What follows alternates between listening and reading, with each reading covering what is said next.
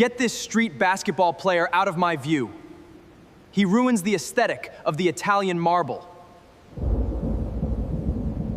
They mocked a giant at a luxury penthouse showroom in the heart of Manhattan. They had no idea he owned the entire sky. Get this street basketball player out of my view before he ruins the aesthetic of the Italian marble.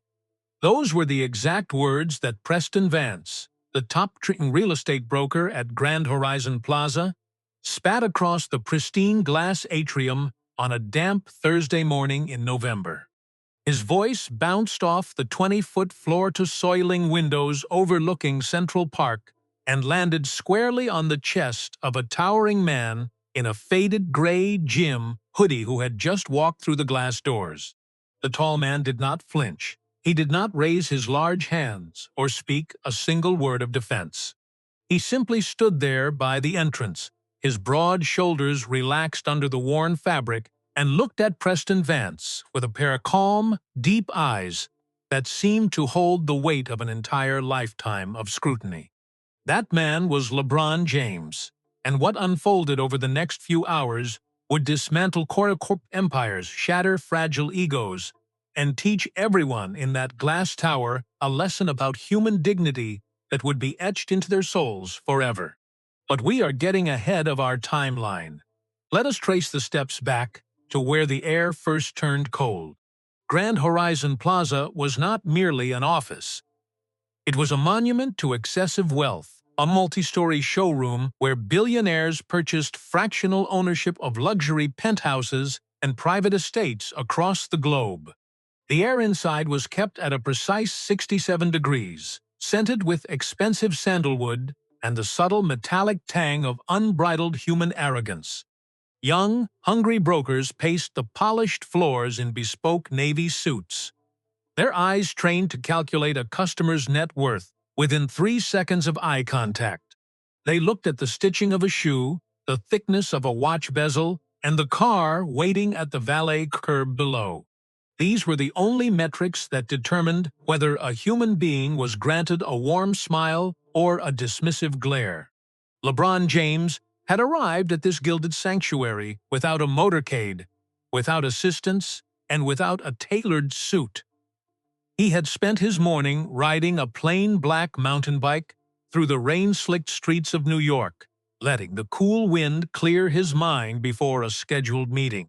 He wore an old gray fleece hoodie, with a small fray on the left cuff, matching sweatpants, and heavy training shoes that had seen hundreds of miles on the asphalt. On his back hung a weathered canvas duffel bag, zipped tight around a single private item from his childhood. When his large frame passed through the security scanners, the atmosphere in the showroom shifted instantly. The brokers did not see a global icon or a visionary philanthropist. They saw a massive, imposing figure in athletic gear who did not belong in a room where property started at $40 million. They saw an intruder.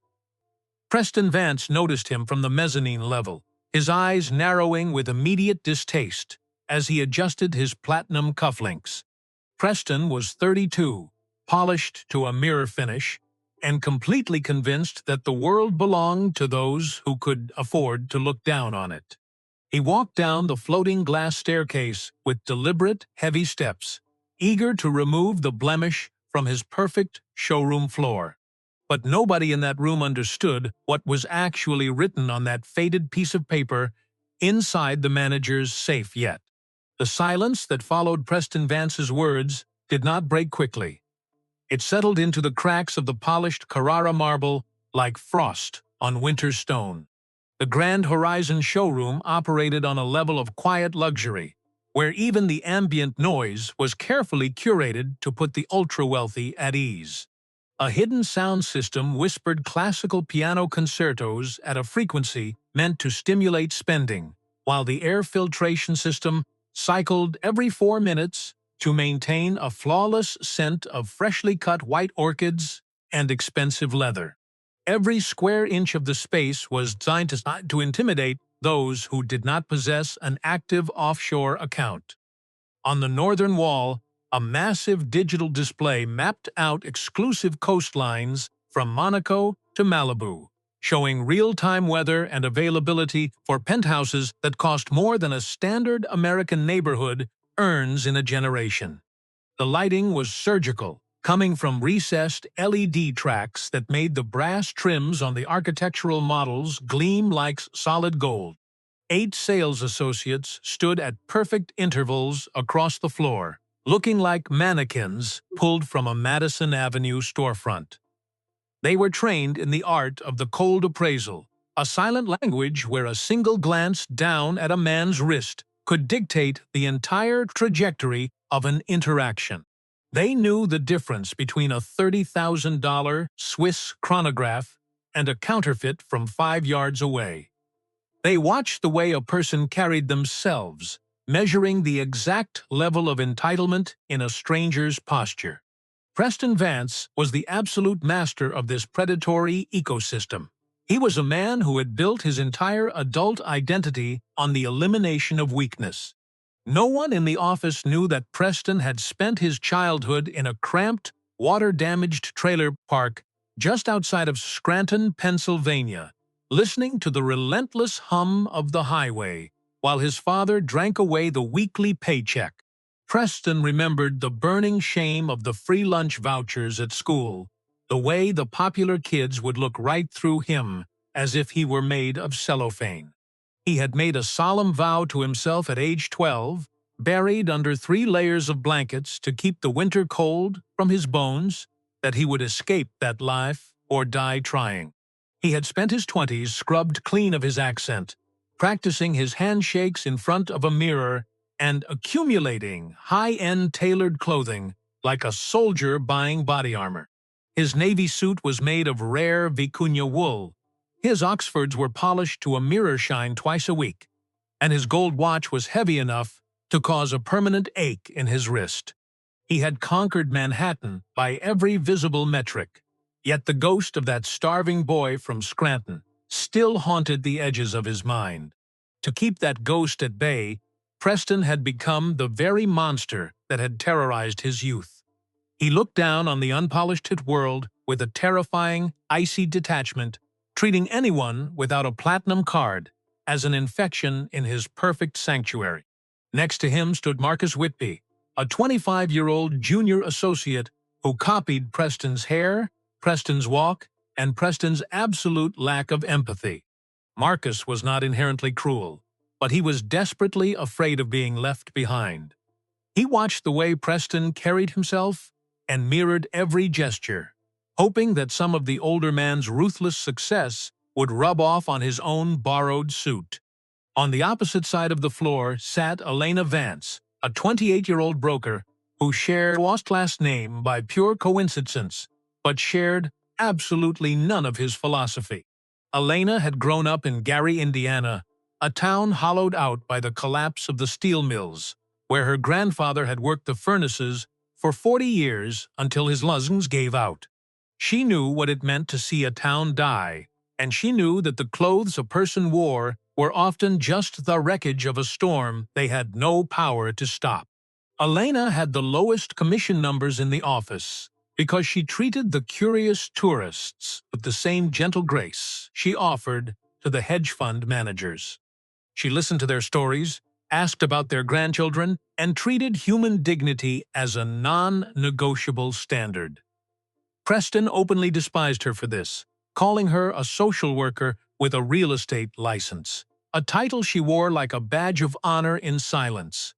Above them all, hidden behind tinted glass on the executive mezzanine, sat Carlton Hayes, the general manager. Carlton was 56, thick-necked, and entirely indifferent to anything that did not reflect positively on the quarterly revenue report. He saw the world through the cold clarity of a spreadsheet. Knowing that Preston Vance brought in 40% of the showroom's total volume. Carlton didn't care if Preston was a tyrant on the floor. He cared that the numbers remained green. He kept his door shut, his blinds drawn, and his conscience tucked away in his leather briefcase. LeBron James did not move an inch as Preston Vance stepped closer, his expensive cologne filling the narrow space between them like a physical barrier. LeBron kept his large hands resting deeply inside the pockets of his gray hoodie, his fingers gently brushing against a cold, metallic object tucked away in the corner of the worn fabric. It was a scratched brass whistle, its small metal P rattling softly with every breath he took. That whistle had belonged to Coach Frank, a man who had pulled a 9-year-old LeBron off a rainy sidewalk in Akron, Ohio, and handed him a basketball when the rest of the city looked at him like he was a statistics problem waiting to happen.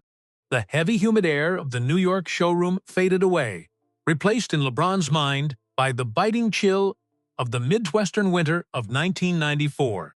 He could still smell the damp wool of his mother's only winter coat, a coat she had bought from a Salvation Army bin for $4 so her son could wear a clean sweatshirt to school. He remembered the specific, gut-wrenching feeling of standing in the lobby of a high-rise apartment complex on Market Street, watching a landlord slide a heavy iron deadbolt into place because they were $80 short on rent. His mother, Gloria, had not cried in front of him.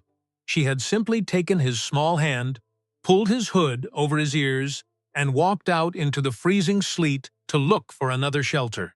Those early years had not made LeBron bitter. They had made him observant.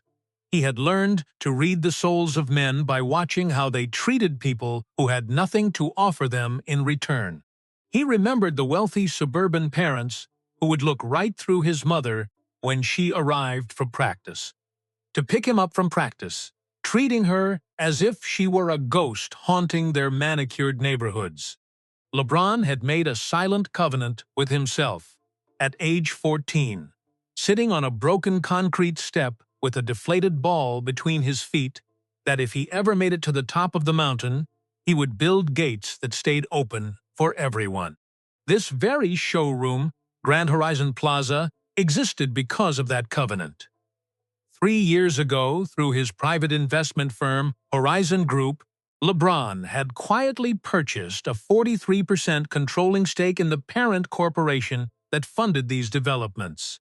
He had not done it to add another line to his financial portfolio or to possess a private viewing gallery for elite real estate. He had done it because he wanted to anchor his values into an industry notorious for its superficiality, personally drafting the operational mandate that every visitor be treated with absolute dignity. He had trusted the system to police itself, but the monthly reports arriving at his desk had told a far darker story. He had read the accounts of a retired military nurse who was ignored for 2 hours because she wore a faded denim jacket, and a young tech builder who was asked to leave because he arrived in a pair of sandals. LeBron had refused to send corporate auditors or legal teams to investigate the complaints. He knew that an executive in a tailored suit would only see a polished performance, a temporary cleanup designed to pass inspection before the rot returned the moment the suits left the building. He needed to see the unvarnished truth with his own eyes, to walk through the front doors not as a global sports icon or a billionaire businessman, but as a simple man seeking a quiet space to look at property. He had intentionally chosen this rainy Thursday morning, leaving his security detail at the hotel and riding his bicycle across town in the damp air. He knew that the gray hoodie and the old training shoes would act as a mirror, forcing the people inside to reveal exactly who they were when they thought no one of importance was watching them.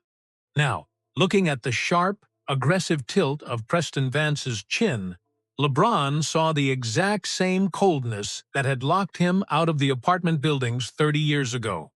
I have noted your instruction to continue expanding the scope and detail of the story. I will now escalate the public confrontation and introduce the micro-reactions of the world around them. Preston Vance did not wait for the giant in the gray hoodie to respond. He took a half-step forward, his voice rising in volume, so that it sliced through the soft classical piano music drifting from the hidden speakers. "Sir, I am going to make this incredibly for you," Preston said. his eyes scanning LeBron's worn training shoes with a look of physical disgust. This is the Grand Horizon Plaza, and our client list consists of individuals who manage sovereign wealth funds and international conglomerates. We do not have a public restroom, we do not hand out informational pamphlets to casual observers, and we certainly do not allow people to loiter on our marble floors while dressed for a high school gym class. The words cut across the vast atrium like a razor blade. Across the showroom floor, a wealthy real estate investor named Harrison Sterling, who was worth roughly $300 million, paused mid-sip of his 20-year-old single malt scotch. Harrison was 64 years old, thick-waisted, dressed in a tailored double-breasted charcoal blazer with a silk pocket square that matched his monogrammed shirt cuffs. He let out a low, gravelly chuckle that echoed off the high glass windows, clearly enjoying the public execution of a stranger's dignity. "Look at that," Harrison called out to a junior broker standing nearby, his voice dripping with condescension. "I think one of the playground regulars lost his way on the subway. Keep him away from the scale model of the Aspen estate before he leaves grease stains on the glass." The laughter that followed was not loud, but it was incredibly heavy. Marcus Whitby laughed instantly, a short, barking sound that was meant to show his total alignment with Preston's cruelty. Two other junior brokers near the front desk exchanged amused glances, while the woman operating the espresso bar adjusted her apron and allowed a tight, complicit smile to cross her face.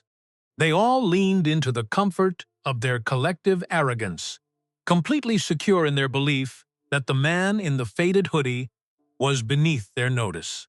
LeBron James stood completely still in the center of their mockery, a massive oak tree unaffected by a passing winter breeze.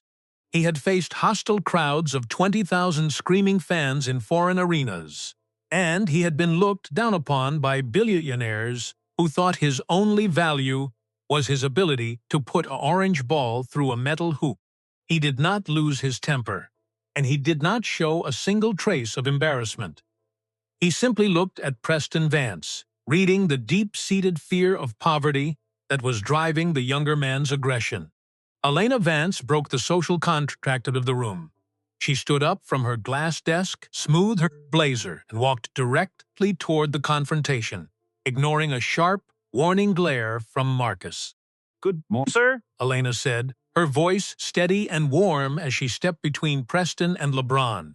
"Welcome to Grand Horizon Plaza. My name is Elena. Can I offer you some hot coffee or a bottle of sparkling water while you take a look at our properties today?" Preston turned on her instantly, his face flushed with sudden anger. "Elena, go back to your desk and finish the paperwork on the New Jersey listing," Preston snapped, his voice dropping to a harsh whisper. "I am handling this situation. This man is clearly a vagrant who wandered in out of the rain to look at things he couldn't afford in 3 lifetimes. Actually," LeBron said, his voice quiet, but possessing a deep, resonant rumble that instantly silenced the immediate radius of the room, "I would like Elena to assist me today.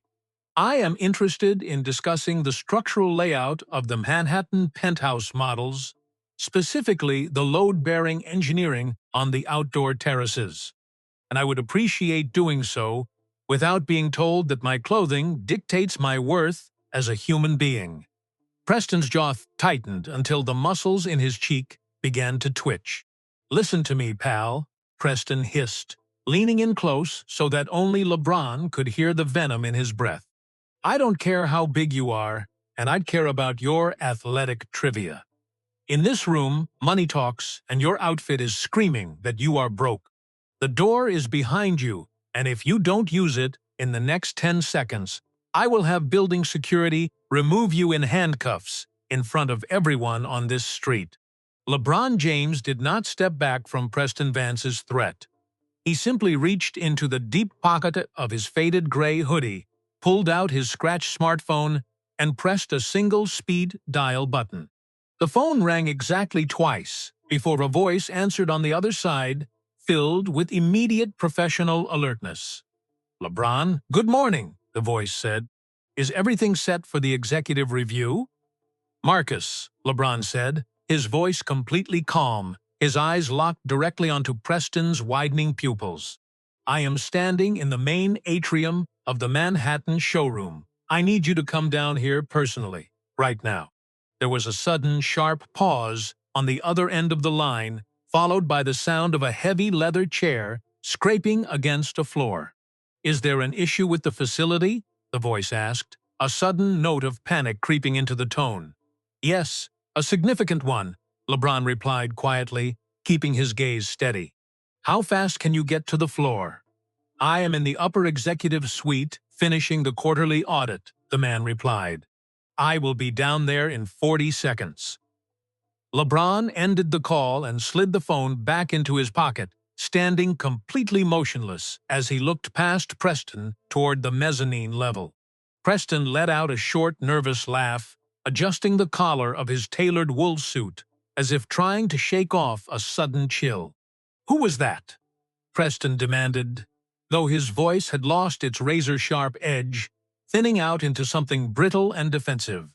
What is this? A stunt? Are you trying to call your local basketball coach to come protect you? You think a phone call changes the fact that you don't belong in this building? LeBron said nothing. He simply waited, his large frame projecting an absolute, unshakable stillness that made the surrounding air feel incredibly heavy. The next 40 seconds stretched through the showroom like hours. Up on the mezzanine level, the heavy frosted glass door to the executive suite flew open, and a man ran toward the floating glass staircase. That man was Marcus Vance, no relation to Preston, the global chief executive officer of Horizon Group's real estate division. He was 58 years old, tall, with sharp silver hair, dressed in a flawless charcoal gray suit without a tie, moving with the kind of frantic urgency that no one in the building had ever seen from him before. He did not walk. He descended the staircase in a near sprint, his leather dress shoes clicking violently against the glass steps. Carlton Hayes, the general manager who had been hiding behind his tinted windows, saw the CEO's sudden descent and immediately panicked.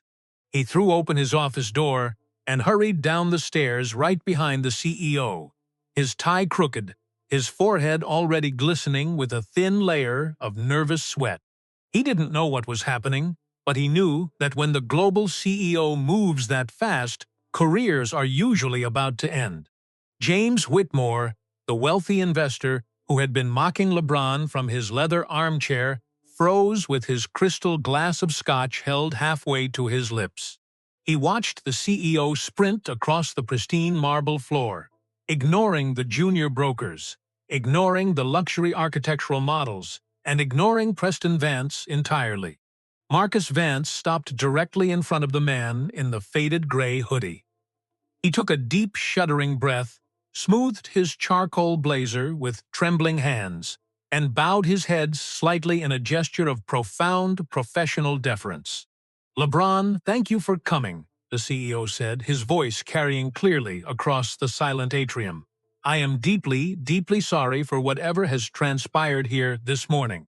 I had no idea you would be arriving on your bicycle without the security detail. He extended both of his hands, wrapping them respectfully around LeBron's large right hand in a firm, apologetic shake. For those in this room who are not aware, the CEO continued, turning his body toward the frozen staff, his voice hardening into steel as it echoed off the high windows. This is LeBron James. He is the founding investor, the primary capital architect, and the majority stakeholder of Horizon Group. He holds a 43% controlling interest in our entire international property network. In very practical terms, and I want every single person in this building to understand this clearly, he owns this company. He owns this showroom. He owns the properties on these screens. He owns your employment contracts, and he owns the chair you are sitting in. The words from the chief executive officer did not evaporate into the air. They sank through the cold atmosphere of the Grand Horizon showroom like massive lead weights, dropped into a completely still pool of water, shattering every social assumption that had been built within those glass walls. Preston Vance's face underwent a horrifying physical transformation over the span of 3 seconds. The sculpted, arrogant confidence that had defined his features for years drained away completely, leaving his skin the color of dry, brittle parchment.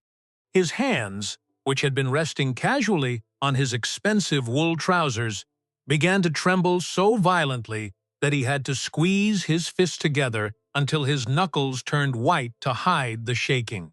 He stared at the tall man in the faded gray hoodie, his mind frantically scrambling through every insult he had hurled across the marble floor just minutes earlier. The word vagrant seemed to echo back into his ears, mocking his tailored vicuña suit and his platinum cufflinks. Next to him, Marcus Whitby looked as though he might physically collapse onto the floor, his head dropping instantly as he tried to blend into the shadows of the display models. Carlton Hayes, the general manager, stood completely frozen on the bottom step of the mezzanine stairs, his mouth opening and closing, like a fish gasping for oxygen in shallow water. LeBron James looked at each of them in the absolute silence that followed. There was no anger in his wide, expressive eyes, and there was no sense of cheap triumph on his face. What he carried was a profound, heavy sadness, the kind of exhaustion that comes from hoping a system has retained its humanity, only to watch it fail the simplest test of decency. "Marcus," LeBron said quietly, his deep voice maintaining its perfect, measured restraint, "I want to see the complete internal security footage from the front entrance covering the last 2 hours. Bring it up in the manager's office right now."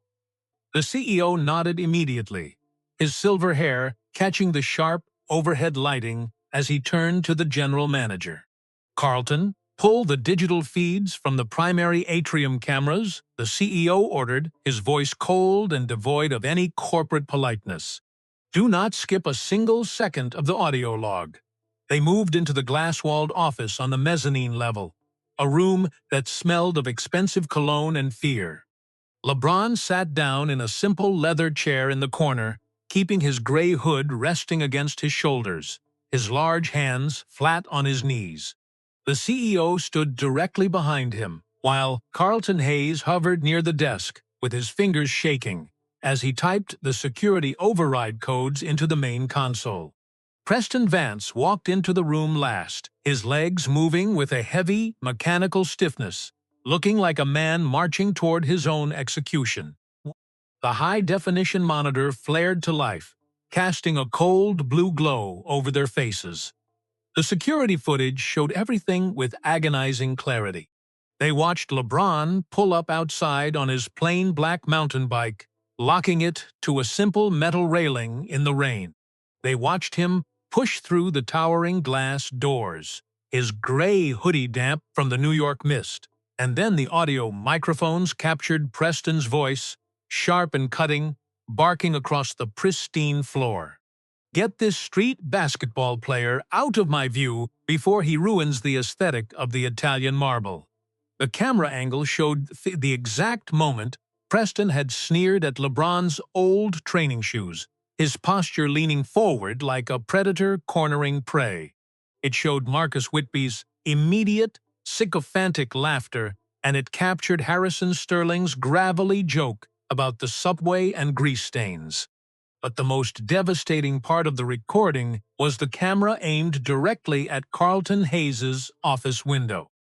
The footage showed the general manager looking down at the public humiliation, reaching for his telephone, and then deliberately rotating his leather chair 45 degrees away from the glass so that the cruelty was no longer in his direct line of sight.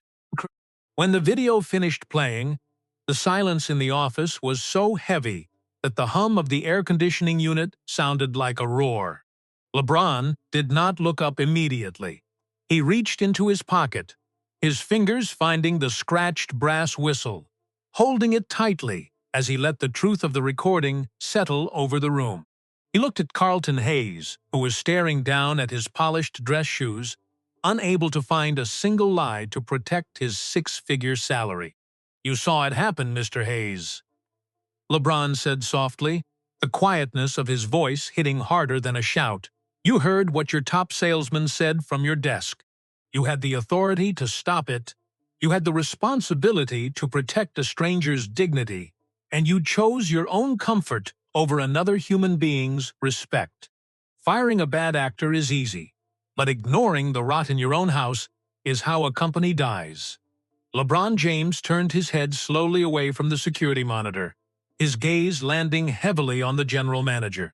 "Carlton, you are relieved of your duties with this firm effective immediately," LeBron said, his voice entirely flat, carrying a chilling certainty that left no room for negotiation or corporate pleading.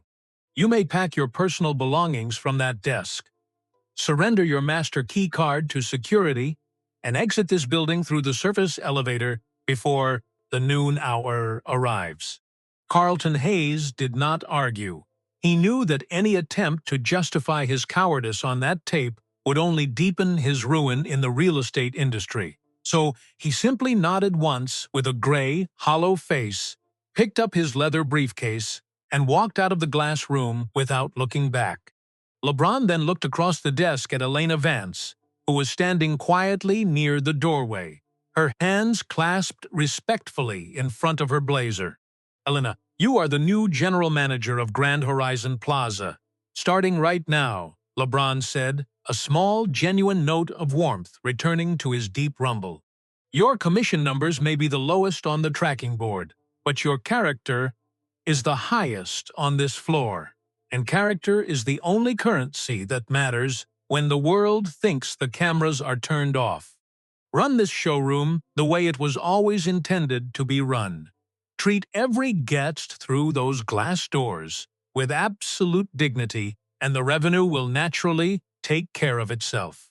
Elena's green eyes filled with a sudden wave of quiet emotion, but she kept her composure, nodding firmly as she accepted the massive responsibility. "Thank you, Mr. James," she whispered softly. "I will not let you down." When Elena and the corporate C stepped out of the office to handle the immediate transition of power on the floor, the heavy glass door clicked shut, leaving LeBron James alone with Preston Vance.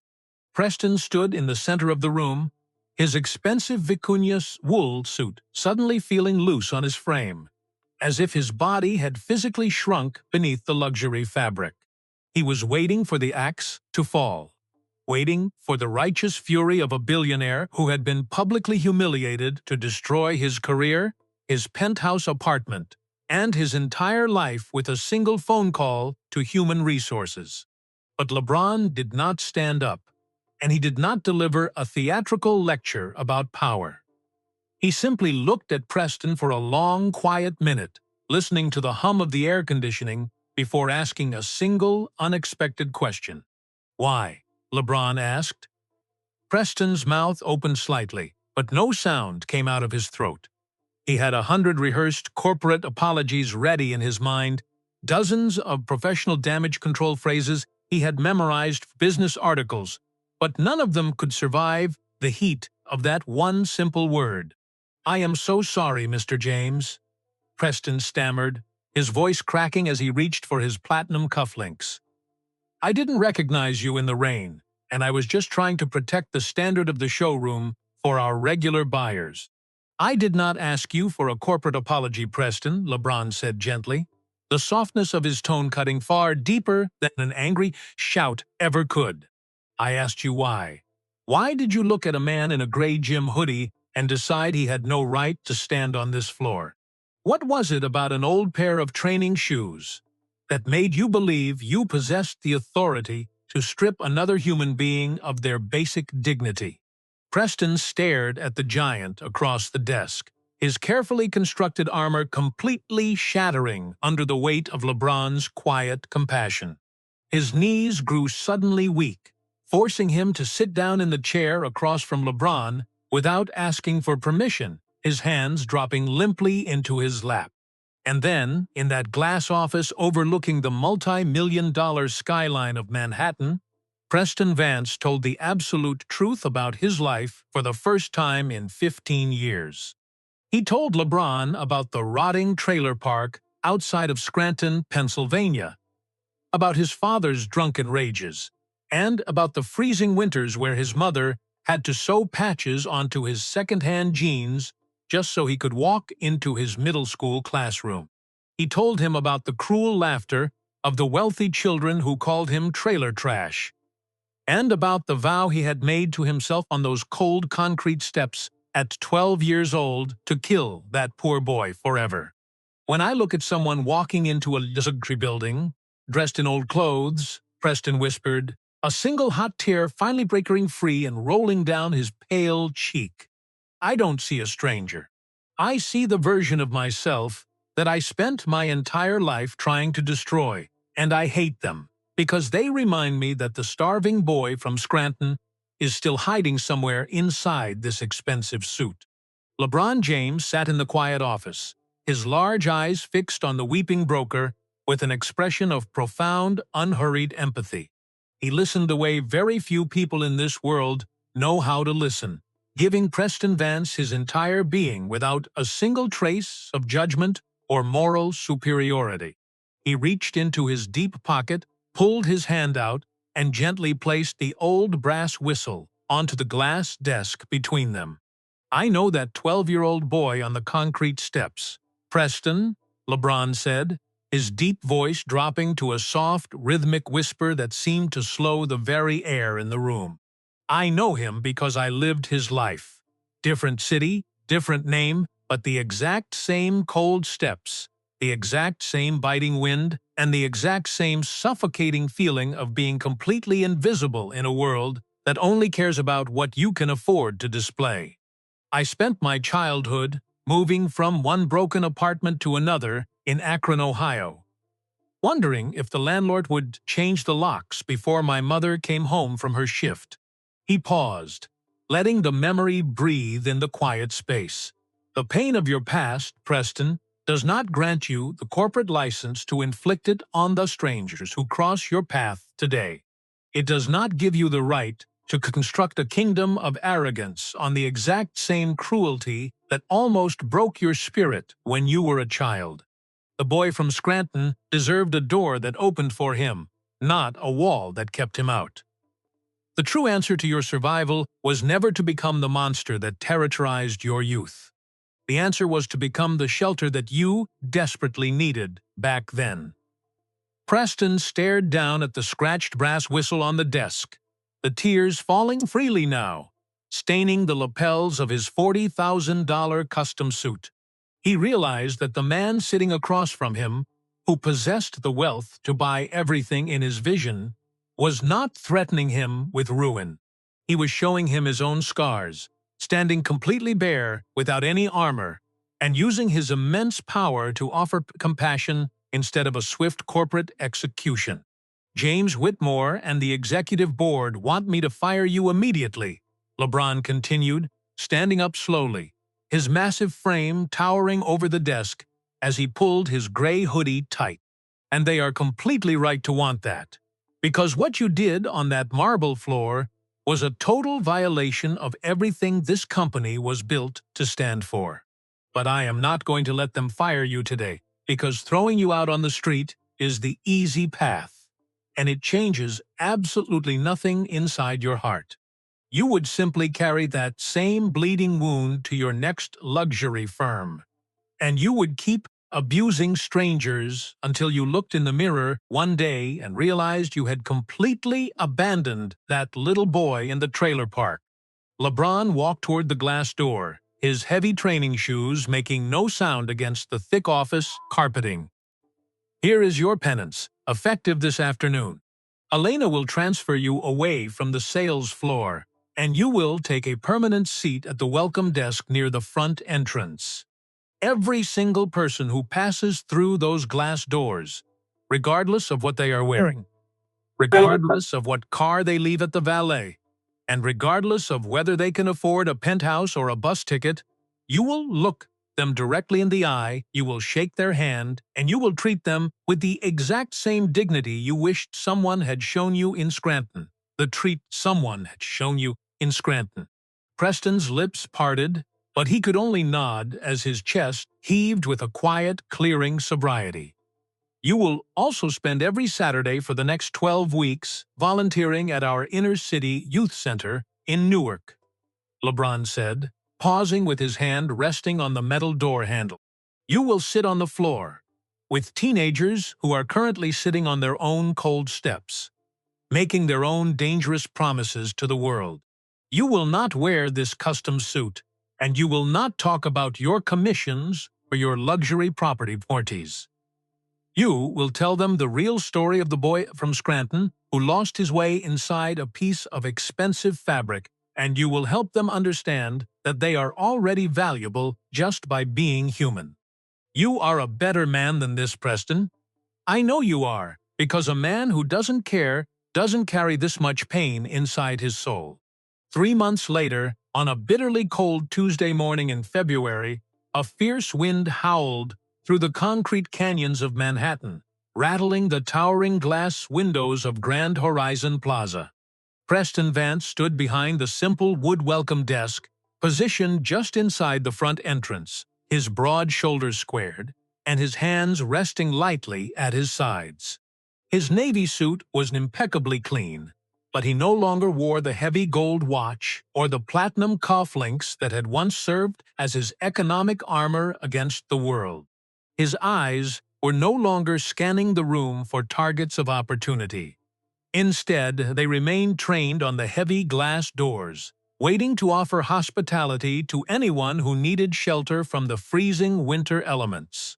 The past 12 weeks had been a grueling, painful, and ultimately beautiful chapter of Preston's entire adult life. The Saturdays spent at the Youth Recreation Center in Newark had stripped away the layers of artificial arrogance that he had carefully cultivated over 15 years of corporate climbing. On his very first afternoon at the center, a 14-year-old boy with a faded jacket and cynical eyes had looked at Preston's polished dress shoes and asked him if the country club had lost its butler. The collective laughter of the teenagers had cut deeper than any insult Preston had ever received in a Manhattan boardroom, because it was the exact frequency of exclusion he had once weaponized against others. But instead of retreating into his pride, Preston had come back the following weekend wearing an old sweatshirt and a pair of simple jeans. He sat on the worn gym floor with those kids, cracked open his chest, and told them the raw, unvarnished truth about the trailer park outside of Scranton, about his mother's ruined hands, and about the deep shame that had driven him to become a monster in a custom suit. He had helped 3 young boys draft their first resumes. He had spent hours teaching a quiet girl how to balance a checkbook. And he had purchased a warm winter coat for a kid who had been shivering through the school week. In doing so, Preston had slowly discovered that the true measure of a man's strength is not how many people he can look down upon from a glass tower, but how many people he can lift up from the concrete steps. Now, the heavy glass doors of the showroom swung open, admitting a gust of freezing New York air and a solitary man. The visitor was a middle-aged worker dressed in paint-splattered denim jeans, a faded flannel jacket with a frayed collar, and heavy leather work boots caked with dried, gray construction mud. His hands were rough and calloused, his fingernails dark with oil grease, and his face weathered by decades of hard labor under the open sky. Across the atrium floor, 2 junior brokers instantly exchanged a knowing, dismissive glance, shifting their weight away from the visitor in accordance with the old, predatory habits of the showroom. Preston Vance did not hesitate for a single fraction of a second. He stepped out from behind the welcome desk, bypassed the luxury architectural models, and walked directly toward the lonesome working man, with his right hand extended in a gesture of profound, genuine warmth. "Good morning, sir," Preston said, a bright, welcoming smile clearing the tension from his face as he shook the man's calloused hand firmly. "Welcome to Grand Horizon Plaza. My name is Preston. It is incredibly cold outside today, so please come step away from the draft. Can I get you a hot cup of black coffee or some water while you take a look around our space this morning?" The man in the muddy boots blinked in quiet surprise, his tired eyes meeting Preston's open, honest gaze before he allowed a weary smile to cross his face. "Thank you, young man," the visitor replied, his voice rough but carrying an unmistakable dignity. "I would appreciate that coffee. I just finalized the sale of my family's multi-generation agricultural homestead in Ohio, and I am looking to acquire a quiet penthouse property here in the city where my wife can be close to her medical treatments." Preston did not check the man's shoes, and he did not look out toward the street to check for a luxury vehicle. He simply maintained warm eye contact, guided the gentleman toward the warmth of the interior lobby, and turned toward the manager's office. "You are in excellent hands here, sir," Preston said softly. "Let me introduce you to our general manager, Elena Vance. She is the finest professional in this industry, and she will ensure you are treated with the care you deserve." As they walked across the pristine marble floor, Preston looked up toward the security camera mounted near the high ceiling track. He did not know if LeBron James was watching the digital feed from his quiet apartment across the river, and he realized that he no longer needed to know. The lesson had finally settled into his bones, rearranging his spirit at the molecular level. The point of life was never about being watched by the powerful. The point was about being worthy of human trust when you thought absolutely no one was looking at you. The working man from Ohio closed on a $65 million duplex penthouse that very afternoon, marking the largest single real estate transaction in the winter history of Grand Horizon Plaza.